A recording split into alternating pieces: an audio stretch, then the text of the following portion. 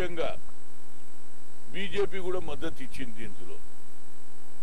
మేము గత 2 రోజుల నుంచి దీని మీద ఏదైతే బడ్జెట్ పెట్టారో ఆ బడ్జెట్లో అటు ఆంధ్రకు కానీ ఇటు తెలంగాణకు కానీ ఇచ్చినటువంటి వాగ్దానాలలో ఎక్కడ కూడా మీరు చూడండి, ట్రైబల్ యూనివర్సిటీ అన్నారు, దానికి 1 కోటి రూపాయలు ఇస్తారండి. ఏమిటిది కావాలని? అదేవిధంగా మిగతాది పవర్ ఇష్యూ కానీ ఎన్టీపీసీ నుంచి 4000 మెగావాట్ పెంచి తెలంగాణకు పవర్ షార్టేజ్ అది మెన్షన్ చేయలేదు. ఈ విధంగా అన్ని ఇష్యూస్ ఉన్నాయి. మేము మాట్లాడతామని మొన్న గొడవ చేసాం, ఇవాళ కూడా గొడవ చేసాం. ½ అన్ అవర్ డిస్కషన్ ఇస్తాన్నారు కానీ ఇవ్వలేదు. కానీ 0 అవర్ లేవట్టినటువంటి టి సుబ్బిరామిరెడ్డి గారి ఇష్యూను నేను అదేవిధంగా నాతో పాటు ఆంధ్ర శీలం మేమందరం చాలా గొడవ చేశాం. అయ్యా మీరు ఎంతవరకు మీరు ఎన్ని ప్రామిసులు చేశారు? ప్రధానమంత్రి ఆంధ్రలో పోయి పెద్ద పెద్ద స్పీచ్లు ఇచ్చాడు. మీకు ఈనాడు సెపరేట్ అయింది, మీకు ఏదైతే యూపీఏ గవర్నమెంట్ లేదా రీఆర్గనైజేషన్ లో ఏదైతే పొందుపరిచినటువంటి మేము అన్ని అమలు చేస్తామన్నారు. అక్కడ పోలవరం ఇష్యూ కానీ ఇక్కడ ప్రాణహిత ఇష్యూ కానీ ఏది కూడా ఒక న్యాయ పైసా బడ్జెట్ పెంచకపోవడం, ఏది చేయకపోవడం వల్ల ఇది చాలా సీరియస్ ఇష్యూ ఉన్నది అని ఇవాళ మేము వెళ్ళబోయి ఎప్పటి వరకు అయితే మేము ఎందుకు అడిగాము? తెలంగాణ 1000 మంది పిల్లలు చనిపోయారు, 60 ఏళ్ల నుంచి మాకు అన్యాయం జరుగుతుంది. ఈ రీఆర్గనైజేషన్ అయిన తర్వాత తెలంగాణకు లాభం అవుతుందని మేము, ఆంధ్ర మాకు అన్యాయం జరిగిందని వాళ్ళు, మేము ఇద్దరు వాదన విన్నాక మంత్రి నక్వి గారు లేచి చెప్తూ లేదు తప్పనిసరిగా మేము అన్ని ఫుల్ఫిల్ చేస్తామంటున్నాం. అరే ఫుల్ఫిల్ ఎప్పుడు చేస్తావు? ఒక టైం బాండ్ ప్రోగ్రామ్ ఉండాలి కదా. ఏడాదిలో చేస్తావా, 2 ఏళ్లలో చేస్తావా? ఈ బడ్జెట్ లోనే నువ్వు న్యాయ పైసా పెట్టలే. పోయిన బడ్జెట్ అయితే పోయింది. ఈ బడ్జెట్ లో 2015 to 2016 బడ్జెట్ లో కూడా పెట్టకుంటే ఎప్పుడు న్యాయం జరుగుతుంది? అన్నిటికంటే ముఖ్యంగా వెంకయ్య నాయుడు ఆ రోజులలో 5 ఏళ్లు కాదు 10 ఏళ్లు కావాలి అని అడిగిండు. అన్ని ఇష్యూస్ లో కూడా ఆయన మాట్లాడడం జరిగింది. కానీ మరి ఇవాళ వెంకయ్య నాయుడు ఒక మాట మాట్లాడతలేడేమిటి? ఆయన ఆనాడు వకాలత్ తీసుకున్నాడు. ఏది ఏపీ రీఆర్గనైజేషన్ బిల్లో ఆంధ్రకి ఇది అన్యాయం అన్నాడు, ఇది 5 ఏళ్లు కాదు 10 ఏళ్లు కావాలన్నాడు. అన్ని విషయాలు మాట్లాడాడు. అటు ఆంధ్ర కానీ ఇటు తెలంగాణ కానీ అన్నదమ్ములుగా విడిపోయాం. వారికి న్యాయం జరగాలి, మాకు కూడా న్యాయం జరగాలి. తెలంగాణ ప్రాంతంలో ఇవాళ మాకు వెనుకబడిన జిల్లాలు ఉన్నాయి. ఏది ఆదిలాబాద్ కానీ మహబూబ్నగర్ కానీ ఈ విధంగా అన్ని జిల్లాలలో మాకు వెనుకబాటుతనం ఉన్నది. మరి అక్కడ రాయలసీమలో కూడా మాట చెప్పారు. కానీ ఇంతవరకు ఏమిటి? అక్కడ లేదు, ఇక్కడ లేదు, స్పెషల్ ప్యాకేజ్ లేదు, ఏది లేదు. కేవలం ఇది మాయమాటలు చెప్పే ఎన్డీఏ ప్రభుత్వం తప్పితే నరేంద్ర మోడీ స్పీచ్లలో పర్ఫెక్ట్, కానీ యాక్షన్ ఎక్కడ లేదు. ఈవెన్ ట్రైన్స్ విషయంలో కూడా కానీ కాజీపేట ఇష్యూలో కానీ కాజీపేట మరి లో ఉన్నటువంటి దాన్ని జంక్షన్ చేద్దామని కానీ ఎక్కడ కూడా తెలంగాణకు కానీ అటు ఆంధ్రకు ఈ ప్రభుత్వం ఎన్డీఏ ప్రభుత్వం కేవలం మోసం చేస్తుంది. టైం బాండ్ కేవలం మేము చేస్తామని చెప్తున్నారు కానీ ఎప్పుడు చేస్తారని లేదు. మళ్ళీ మేము దీన్ని తప్పనిసరిగా మాట్లాడడం జరుగుతుంది. వెంకయ్య నాయుడు నోరిప్పాలే.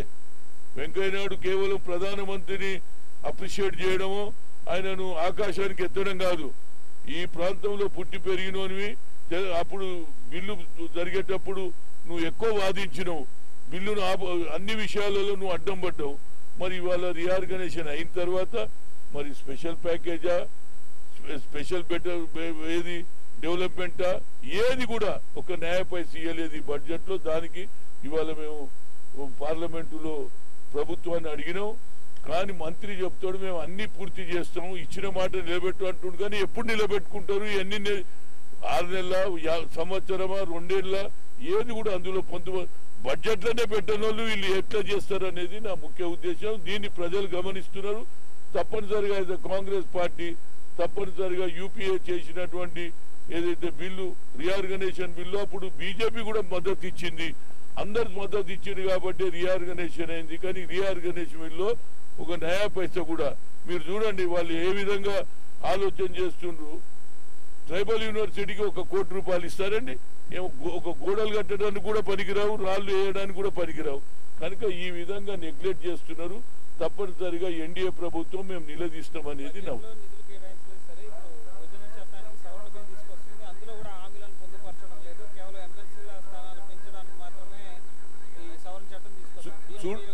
చూడండి. సవరణ చట్టం తేవడం మేము వద్దన్నాం, ఏది ఎమ్మెల్సీ. కానీ దానికి ఉన్న ఇంపార్టెన్స్ ప్రజలకు ఈనాడు ఎందుకు 1000 మంది కంటే ఎక్కువ పిల్లలు చనిపోయారు. తెలంగాణ అయితే మళ్ళా మా భవిష్యత్తు బాగుంటుందని ప్రాణాలు అర్పించారు. దాన్ని కూడా కన్సిడర్ చేయరండి. అదేవిధంగా ఆంధ్రలో కూడా ఇచ్చిన వాగ్దానాలు మరి ఆయన వెంకయ్యనాయుడు గారు మాటిమాటికి హైదరాబాద్ లో వచ్చి ఒక ప్రెస్ కాన్ఫరెన్స్ పెడతాడు, కానీ దీని మీద ఎందుకు మాట్లాడాడు? వెంకయ్యనాయుడు నోరు విప్పు. కేవలం నరేంద్ర మోడీని భజన చేయడం కాదు, నువ్వు ఇట్లనే భజన చేస్తే ప్రజలు నీ భజన చేస్తారనేది నా ఉద్దేశం.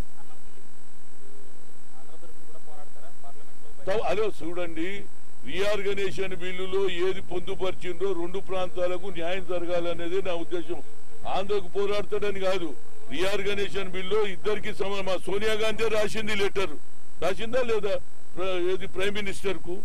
అదే విధంగా తెలంగాణకు కూడా ఏదైతే వాగ్దానాలు చేశారో తెలంగాణ పవర్ ఇష్యూలో కానీ, అదే విధంగా ఈనాడు స్టీల్ ఫ్యాక్టరీ గురించి కానీ, బయ్యారం స్టీల్ ఫ్యాక్టరీ గురించి కానీ, ప్రాణాయిత కానీ ఏది పొందుపరచలేదు. ఏ ఒక న్యాయపతి పొందు అంటే వీళ్ళు ఏంటంటే ఐవాష్ మాటలు చెప్పేసిండ్రు, వెళ్ళిపోయినరు. ఈ రీఆర్గనైజేషన్ బిల్లు ఎందుకంటే ఇది యూపీఏ పెట్టింది కాబట్టి ఎన్డీఏ ఎందుకు చేయాలి అనేది వారి ఆలోచన. ఈ ఆలోచన విరుద్ధంగా మేము తప్పనిసరిగా ఫైట్ చేస్తామనేది నా ఉద్దేశం.